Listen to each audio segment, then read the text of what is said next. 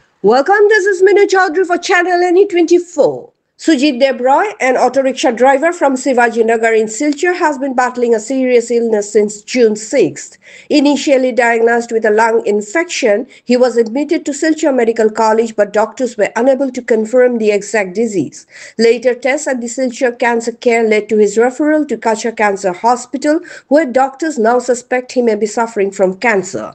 Sujit comes from a financially struggling family. He has no children. His only 12-year-old son passed away a few years ago. But now he is solely supported by his wife Lakshmi Debroy and his younger brother Shushit Debroy.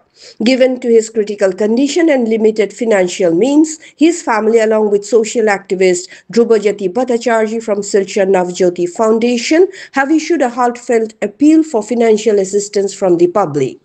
Those willing to help can contribute to the Bank of India, Silchar Hailakandi Road branch, and contact number is 8486872998. Even a small contribution could help save a life. For more news and updates, subscribe our channel NE24, YouTube, and support us by following our Facebook page. Sujit Debroy, Sivaji Nagar, Hailakandi Road. বিগত দেড় মাস থেকে আমার এই অসুখে ভুগি। হঠাৎ এমন জ্বালা যন্ত্রণা চলে, আমার তো আর আর্থিক সমস্যা, যা পয়সা হয়ে আছে সব শেষ। এখন তো আমি চলতাম, চলার উপায় নাই, শরীরে খুব দিকদারি করে। এখন সবার কাছে আমি একটু সাহায্য চাই, সবাই যদি একটু সাহায্য করে তা আমি একটু উপকৃত হই। আর বিগত আমি স্যাররাও হই, আর সবরে সমাজের কাছে হই, আর আমার একটু সাহায্য সহযোগিতা করলে খুব ভালো হয়।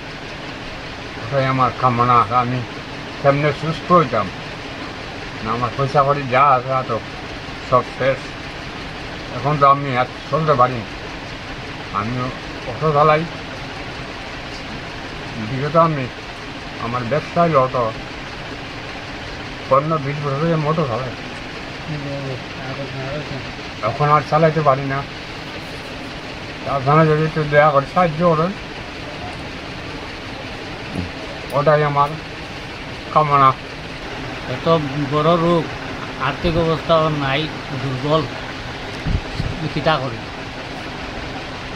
সরকারের কাছে নম্র আবেদন, কিছু যদি সাহায্য আমাদের কাছে যদি করতে পারে।